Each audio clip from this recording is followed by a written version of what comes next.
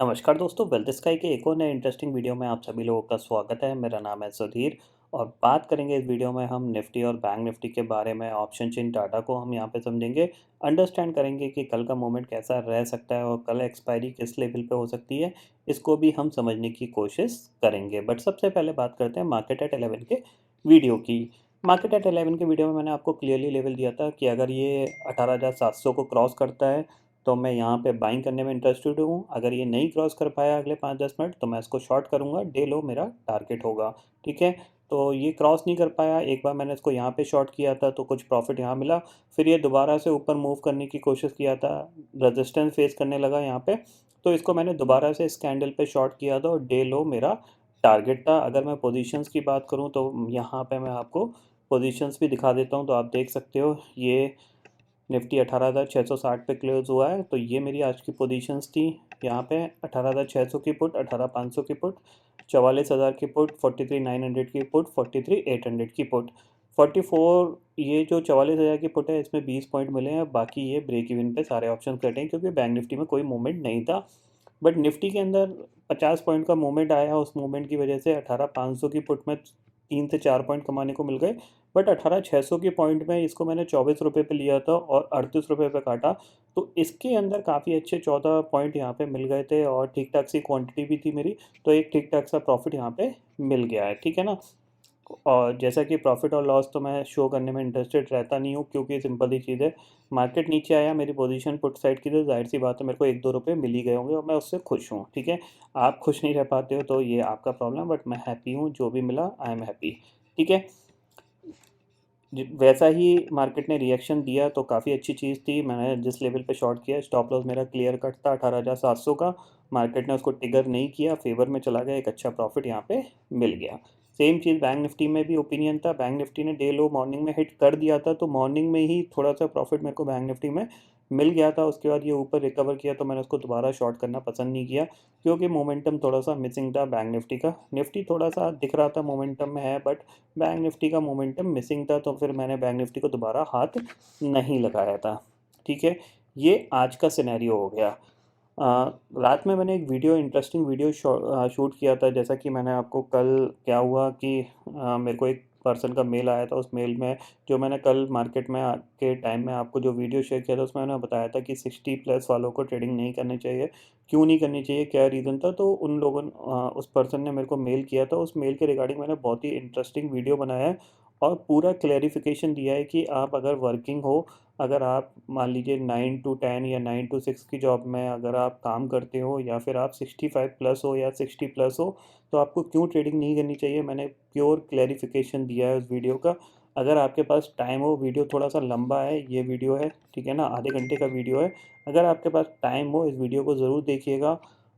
ये वीडियो मैंने कल रात में शूट किया था, बट डाला मैंने सुबह क्योंकि रात में शूट करके एडिट करके टाइम लग गया था, तो फिर मैंने कहा सुबह पोस्ट कर दूंगा, तो सुबह डाल दिया। ह्यूमन साइकोलॉजी अबाउट ट्रेडिंग, इस वीडियो को ज़रूर देखिएगा, आपको बहुत मज़ा आएगा और आपको चीज़ें क्लियर मिलेंगी कि ट्रेडिंग करना और ट्रेडिंग को देखना और प्लस ट्रेडिंग को समझना बाहर से बहुत आसान होता है, जब आप करने बैठोगे तो खेल कुछ अलग ही होता है।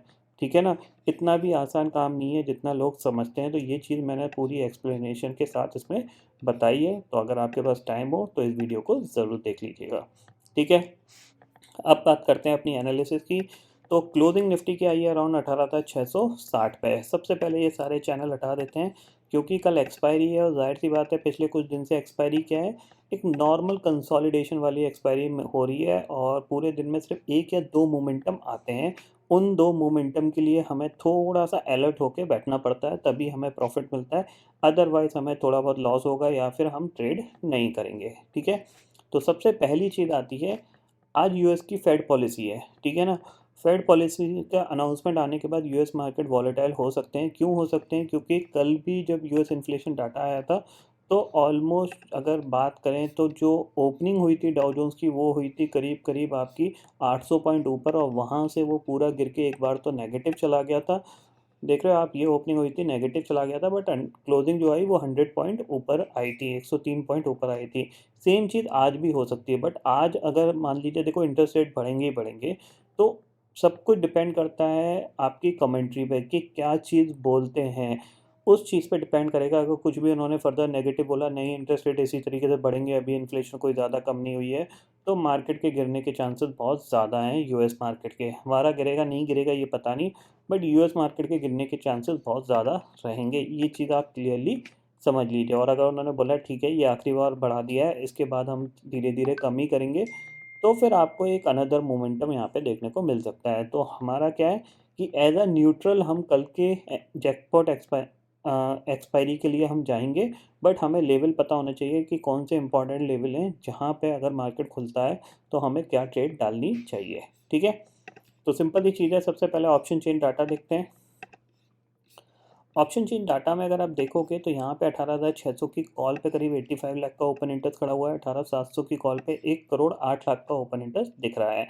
18,700 की जो पुट है वहाँ पे सिर्फ 31 लाख का ओपन इंटरेस्ट रह गया है, जो कि मॉर्निंग में ऑलमोस्ट 90 लाख तक चला गया था। ठीक है, 18,600 की जो पुट है उसकी अगर हम बात करें तो 93 लाख का ओपन इंटरेस्ट खड़ा हुआ है। इसका मतलब क्या है, एक्सपेक्टेशंस ये है कि एक्सपायरी 18,600 के आसपास होगी, यानी 18,650 से लेकर 18,550 के आसपास एक्सपायरी होगी।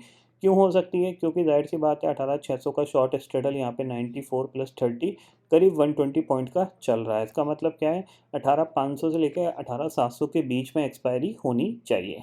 ठीक है, यानी बड़ा मूव कहाँ आएगा, आइदर 18,500 ब्रेक हो या फिर 18,700 ब्रेक हो। इतना समझ में आ गया। अब चार्ट पे चलते हैं, चार्ट को अंडरस्टैंड करते हैं। तो यहाँ पे हमें क्लियरली लेवल्स मार्क करने हैं।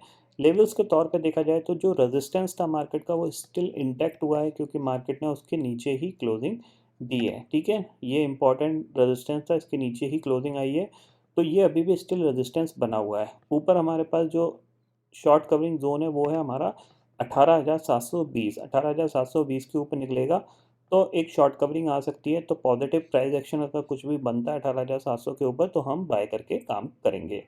ठीक है, इतना समझ में आ गया। अगर आज का लो टूटता है 18,635 का जो लो बना, अगर वो टूटता है 33 का, तो फिर जो नीचे टारगेट मिल सकता है वो 18,600 और 18,560 का आपको टारगेट देखने को मिल सकता है। तो यही छोटे छोटे टारगेट हैं जिन पे आपको फोकस करना है। किसी भी रीज़न से अगर बड़ा गैप डाउन खुल जाता है, लेटर सपोज ये 18,500 खुल जाता है या फिर 18,450, या फिर गैप अप खुल जाता है 18,800 के आसपास, तो हम जो भी प्राइस एक्शन बनेगा उसके अकॉर्डिंग काम करेंगे। बहुत बड़ा गैप अप खुलेगा तो हम बाइंग करने की कोशिश नहीं करेंगे, वहाँ पे कोई भी नेगेटिव प्राइस एक्शन बनेगा तो हम शॉर्ट करेंगे। बहुत बड़ा गैप डाउन खुल जाता है तो फिर हम प्राइस एक्शन बनने का वेट करेंगे फॉर द रिकवरी के लिए, यानी हम कॉन्ट्रा ट्रेड लेने की कोशिश करेंगे with the strict stop loss. ये चीज़ आप क्लियरली समझ लीजिए। ठीक है, बैंक निफ्टी की बात कर लेते हैं। तो बैंक निफ्टी का अगर आप देखोगे 44,000 के ऊपर इसने आज क्लोजिंग दी है। कल के लिए यही इंपॉर्टेंट है, क्योंकि देखो काफ़ी दिनों से 44,000 के पे कॉल राइटर्स थे, उन्होंने कॉल राइट कर रखी होगी।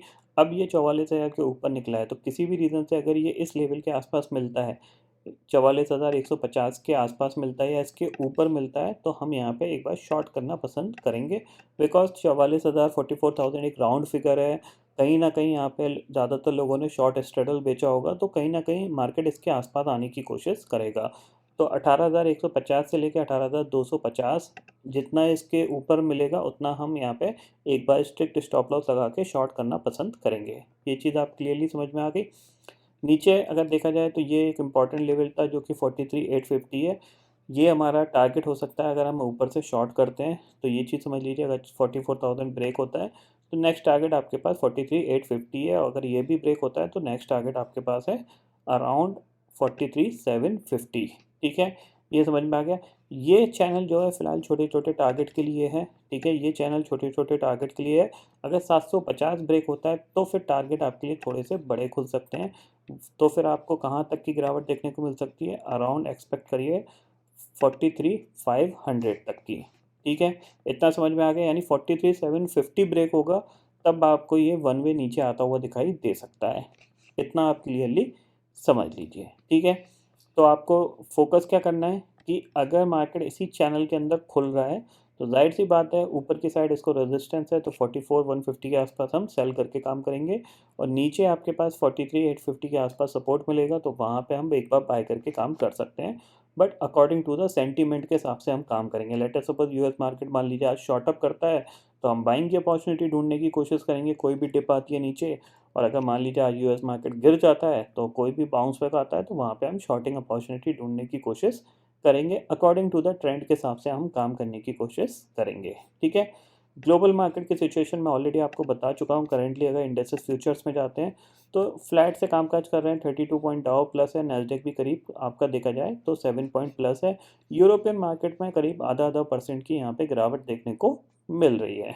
तो सिंपल सा लॉजिक है कि आज मार्केट यूएस मार्केट कैसा बिहेव करता है, उस सेंटीमेंट के हिसाब से हम काम करने की कोशिश करेंगे। जिस साइड जैसा प्राइस एक्शन बनेगा उस चीज़ को हम ग्रैब करने की कोशिश करेंगे। इंपॉर्टेंट लेवल हमारे पास सामने है, 18,700 के ऊपर शॉर्ट कवरिंग आ सकती है, यानी 720 के ऊपर शॉर्ट कवरिंग आ सकती है। तो 720 के ऊपर हमें क्या है, बाइंग अपॉर्चुनिटी ढूंढनी है। और नीचे आपके पास जो सेलिंग लेवल है निफ्टी के लिए, वो आपका होगा 18,600 के नीचे। तो 600 के नीचे जाता है तो हम सेलिंग अपॉर्चुनिटी ढूंढने की कोशिश करेंगे। ठीक है। तो आई होप दोस्तों ये पर्टिकुलर डाटा आपको समझ में आ गया होगा। दोस्तों फिलहाल इस वीडियो में इतना ही है। आई होप ये वीडियो आपको पसंद आएगा। वीडियो पसंद आता है तो लाइक और शेयर ज़रूर करिएगा, और चैनल को जो सब्सक्राइब कर लीजिए, क्योंकि मैं सुधीर लेके आता रहूँगा हर दिन आपके लिए नए नए वीडियो। इसी के साथ शुक्रिया दोस्तों। जय हिंद।